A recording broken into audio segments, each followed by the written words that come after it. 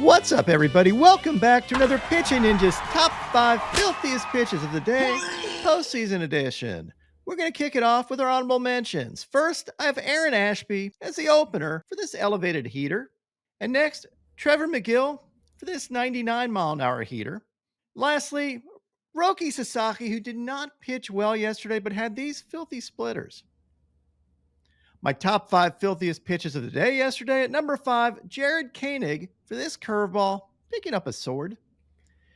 At number 4, Logan Gilbert for this splitter.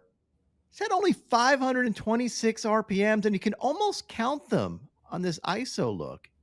That's how few revolutions there were, Will. You say you want a revolution? There it is. At number 3, Eduard Bazardo, who has been on fire this postseason and had this painted backdoor two-seamer. At number 2, now this was not a nasty pitch, but this was a huge pitch. Blake Treinen with his elevated heater, getting the last out of the game on this strikeout. He almost had an HBP right before this, though, and if you were thinking, you might have worn this. You can see Terang's face here going, what did I just do?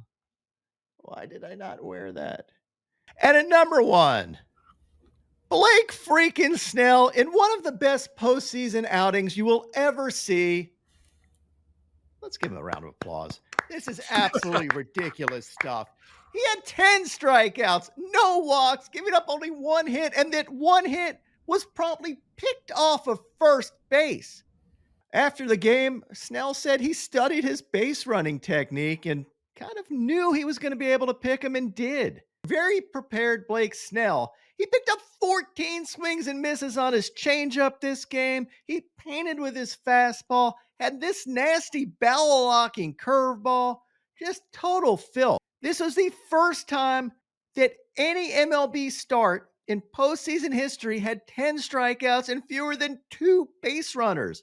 And the last time a pitcher has pitched to the minimum through 8 innings since Don Larson's perfect game in 1956. This is absurdity. Look at this overlay here with Blake Snell's heater and curveball. This is just a microcosm of what he was doing last night. Perfect tunneling. These things are in exactly the same location. And then that curveball dives to the dirt.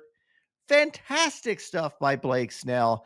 No walks in a Blake Snell outing. Like, he is known to walk people. He was so locked in. It was great to see. And during the game, I was wondering, is he their number 1, their number 2, their number 3, or number 4? And I think you can make an argument for all of them. That's how good the Dodgers starting pitching is. It speaks to all over the place how Snell is, too, because sometimes he's a 2-time Cy Young winner. Sometimes he is the best pitcher in baseball. Sometimes he's an absolute walk machine. Right, and that's it. It literally comes down to his command because he is one of the most unhittable pitchers in baseball and has been, and it's some of the best stuff. Like, his whiff rates are crazy, and when he's locked in, this is what happens. Like, Blake Snell, just a god among men.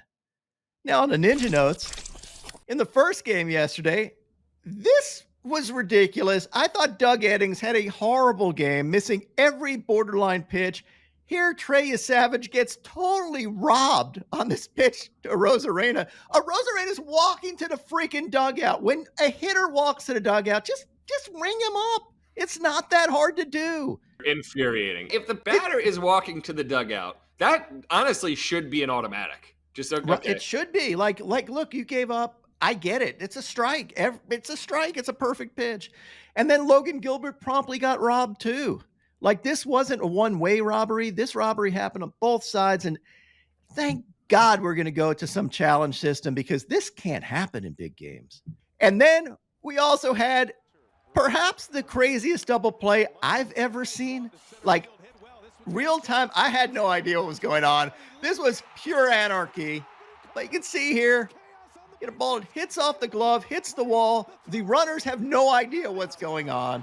They don't know if they should be running back and tagging, doing anything, but it's a live ball, get a force at home plate, and then a 2 unassisted at third base. Shout out to Teoscar Hernandez for doing the impossible, getting thrown out at home on this play.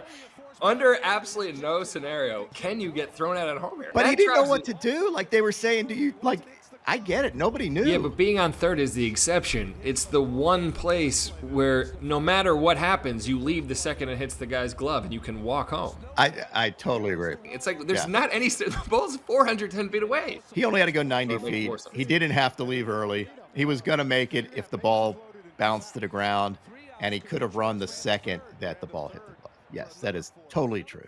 Then you're kicking off the corner in the Cream City where Freddie Freeman flipped this one off the ceiling, for Christ's sake. An absolute moonshot, and the most important hit of the game. Freddie finally gets off the RBI schneid and makes the Dodgers lineup even more formidable with that guy in there. But the dong of the day comes from Canada because Polanco pulled out the pipe again and pounded this game-winning poke, driving a nail in the Jays' coffin, even though it was just the fifth inning. But the second 3-run homer of the game, it just felt insurmountable, and it was. It sucked the life out. I did not think this was gone. Neither did Varland. But the incredible postseason for Polanco rides on, and he's got another dong of the day. And now my pitching ninja moment of Zen. It's today's starter, Yoshinobu Yamamoto, showing that he is, in fact, made out of rubber. Pre-series stretching in the concourse at American Family Field. This is exactly how Oral warmed up for our pregame show, by the way. Plus, the Dodgers have a clean... My picks of the day today are a 3-leg parlay. I'm going to start with Yoshinobu Yamamoto for 6 Ks or more, and then take Freddie Peralta for 5 Ks or more, and take the under 7.5 runs. And then I'm going to add in my 30% profit boost. What would your picks of the day be?